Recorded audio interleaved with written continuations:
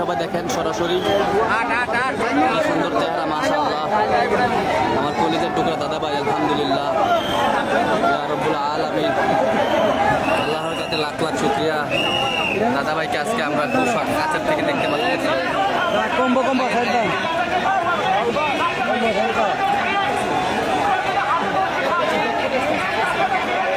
সবাই ভিডিওটি শেয়ার করে দেন, সবাই লাইভটি শেয়ার করে দেন, লাইভটি শেয়ার করে দেন। আমার দাদা ভাইকে সবাই দেখুন।